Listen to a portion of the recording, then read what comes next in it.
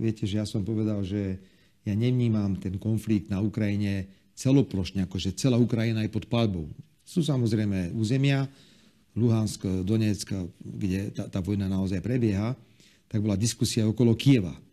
Teda, že čo som si to dovolil povedať, že však v podstate Kieve je normálny život, tam je normálny život. Tak ale býva ostreľovaný dobre, raketami. pán redaktor, dobre. Som rád, že ste to teraz povedali, že býva ostreľovaný raketami.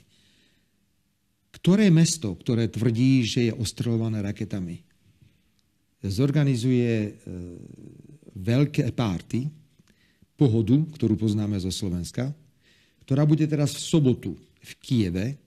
Na streche je nejaká platforma, kde bude asi 2500 ľudí tancovať, sa zabávať.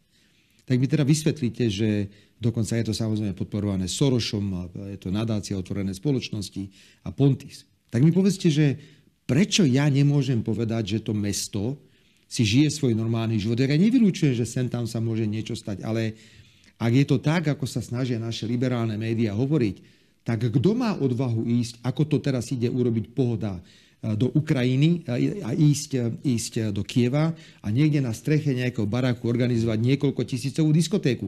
Že zase majme k sebe úctu. Tam normálne funguje život. Fungujú bary, ľudia sa zabávajú, hrá sa futbal. Áno, vojna tam je, ale predovšetkým je koncentrovaná v oblastiach, ktoré som pred chvíľkou spomenul. Ja nechcem, lebo vidím, že sa tu šíria všelijaké nezmysly. Mňa len mrzí, že sa naplňajú cintoríny slovanmi. A je to vojna v mene geopolitických záujmov. Pochopiteľne pán predseda vlády bol znepokojený môjim vyjadrením o vplyve Spojených štátov na Ukrajine. Čak čo mal povedať? Tak asi sa neprizná priamom prenose, že Spojené štáty majú vplyv na Ukrajinu, ale už len laik, kto sleduje situáciu na Ukrajine, musí pochopiť, že vplyv Spojených štátov na vnútornú politiku Ukrajiny je obrovský, dominantný. Viete, zase teraz niečo poviem, čo možno vyvolá nejakú veľkú mieru búrky a nevôle. Ale môžem povedať, že začíname si šepkať v tej Európskej únii, no tak počkajte, tak áno, dávame Ukrajine európsku perspektívu, ja som hlasoval za, ale zrazu vychádzajú na povrch informácie, že kto všetko vlastní pôdu na Ukrajine.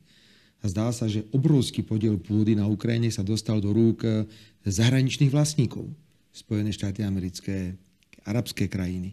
A teraz vzniká otázka, dobre, tak vstúpi Ukrajina do Európskej únie, bude spoločná poľnohospodárska politika, my budeme podporovať poľnohospodárstvo na možno pozemkoch, ktoré vlastnia Spojené štáty americké alebo firmy zo Spojených štátov a nejaké iné firmy zo zahraničia. Takže to bude dlhý príbeh.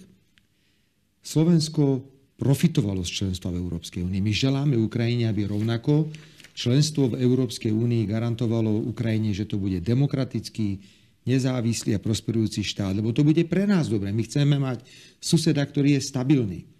Ale pokiaľ ide o NATO, ak by Ukrajina vstúpila do NATO, je vysoký predpoklad, že by mohlo dôjsť k nejakému napätiu ďalšieho medzi Ruskom a Ukrajinou a vtedy je Ukrajina vnímaná ako členský štát NATO a všetky krajiny, ktoré sú v NATO, by mali ísť potom Ukrajine na pomoc. Čiže vy to nepovažujete ako zvýšenie bezpečnosti? Naopak, ako členstvo Ukrajiny v NATO je neuveriteľný predpoklad zvyšovania napätia, dokonca až rozšírenia tohto konfliktu, ktorý je momentálne lokálny, na celý svet. Preto ja som to pánovi Šmihalovi povedal ako pán predseda vlády, nehnevaj sa na mňa, ale toto je pre mňa červená čiara. Ja si to jednoducho neviem predstaviť v tejto situácii. Je mi veľmi ľúto, že tam je vojna. Ja tú vojnu nechcem, ja ju odmietam. Ja by som bol rád, keby okamžite došlo k zastaveniu palby a začali medzi sebou rokovať. Ale my sme príliš malí a slabí, Slovensko, aby sme do toho mohli ísť. Ale chcem mať s Ukrajinou podobne ako s ktorýmkoľvek iným štátom vrátane Ruska, aby som povedal veľmi jasne, vrátane Ruska, normálne štandardné vzťahy. A ako predseda vlády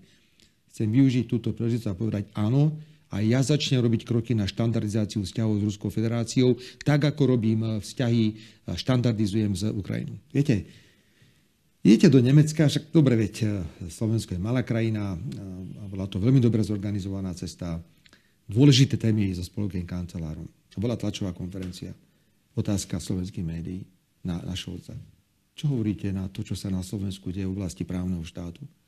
Druhá otázka bola, že či ideme riešiť suspendovanie Smeru a Hlasu zo strany európskych socialistov. Je to novinár Tlk, aspoň mohol vedieť slovenský, že Šolc nie je predseda SPD. Aspoň to mohol vedieť, keď toto riešil. No a sme už vychádzali potom z tej tlačovej konferencie a sa ma pýtal... Bolo to mimo rámca premiérskej tlačovej konferencie. Absolútne, ale hlavne trápne. Rozumiete, že milión tém medzi Slovenskom a Nemeckom a novinár samozrejme zo Slovenska, lebo mu to prikázali, sa spýtal na Lipšica, keď to mám takto povedať. Ale vyjadroval sa k tomu aj Európsky parlament. No ale Európsky parlament, prosím vás, prijíma takéto rezolúcie ako na bežiacom páse. No ale išli sme potom už na tú večeru a sa ma pýtal spolkový kancelár, že Robert, akože toto je normálne u vás? Hovorím, pán spolkový kancelár, toto bola akože lahoda v porovnaní s tým, čo sú schopní novinári dovyrábať na Slovensku. Čiže novinári si stropili neuveriteľnú hanbu, ako obyčajne pri takýchto návštevách, pretože oni tam nešli preto, aby komentovali význam cesty, alebo sa pýtali, že čo teda slovensko a nemecké vzťahy, na čom pracujete, čo budete robiť. Oni tam išli preto, lebo chceli vyprovokovať spolkového kancelára, aby mi v priamom prenose naložil na tlačovej konferencii. Ale mali vlastnú tému, ale podcenili, pretože spolkový kancelár so mnou hovoril vyslovene o dobrých vzťahoch. My máme dobré vzťahy s Nemeckom a bola to náhoda, že to bolo v ten istý deň, ale takú hanbu, ako zase nám urobili slovenskí novinári v zahraničí. Myslím si, že aj tí nemeckí novinári pozerajú, že Pane Bože, keď som počul otázky od nemeckých novinárov, tak to boli otázky, ktoré sa týkali reálne tém, o ktorých sme hovorili. Nikto tak neohrozoval a neohrozuje ľudské práva ako úrad špeciálnej prokuratúry. Veď prikryli všetky svinstvá. Pán redaktor, ja použijem jeden príklad. Kajetán Kičura, šéf štátnych hmotných rezerv. Rok a pol bol zatvorený vo výkone väzby. Potom ho pustili, už je doma, ja neviem koľko, možno že rok, aj viacej doma, už presne neviem, kedy bol pustený a nič sa nedie. Viete, kto to všetko garantuje, keď máte človeka vo výkone väzby? Robia sa nejaké úkony, tam je nejaký prokurátor, v tomto prípade z úradu špeciálnej prokuratúry. Ako je možné, že v tomto prípade, kde vykrikoval Matovič, mám skalp prvý a všetci sa tešili z toho, rok a pol nechajú človeka sedieť vo väzbe a nie sú schopní dokončiť vyšetrovanie. Ale jednoducho nemáme ten definitívny výsledok. Počkajte, ale jak je to možné, veď v iných prípadoch už sú aj nejaké súdne pojednávania, aj toho hovorili, že to je skalp, všetko je jasné, no nie nič, lebo nemajú žiadne dôkazy voči nemu, lebo nič neurobil. Ale rok a pol bolo treba rýchlo niekoho do toho väzenia posadiť. On bol prvý, stal sa prvou obeťou. Bola politická motivácia v tom prípade? Však Matovič povedal, že má prvý skalp. Veď Matovič to celé riadil. Pán redaktor, teraz je iná krásna udalosť súvisiaca s tým spisom, ktorý sa našiel na ministerstve financií. Už poprel pán Matovič, že by to malo niečo s ním? Počkajte, poďme niekde inde. Ten spis sa tam našiel v lete 2023. Je to spis, kde boli prepisy od posluchov z tej polovníckej chaty, kde odpočúvali politických lídrov, opozície a advokátov. Vrátane mňa. Čiže v čase úradníckej vlády. Áno, našli to tam v kanceláriách ministerstva financií. Čo urobila tá úradnícka vláda a tí príslušní ľudia na ministerstve financií? Tí ľudia to oznámili na NAKU, NAKA tam došla a naozaj tam našla spis, ktorý bol v priestoroch ministerstva financií a okamžite inšpekcia to potvrdila a inšpekcia povedala, že začala trestné stíhanie vo veci zneužívania právomoci verejného činiteľa. Ja som včera len povedal, že inšpekcia potvrdila existenciu toho spisu a že bol ten spis nájdený v budove ministerstva financií, ktoré predtým okupoval Matovič, o ktorom je známe, že o všetkom vedel a že všetko riadil. Médiám stačilo, keď povedal, že on s tým nič nemá. Ale veď nie ja som povedal, že dochádza k zneužívaniu právomocí verejného činiteľa.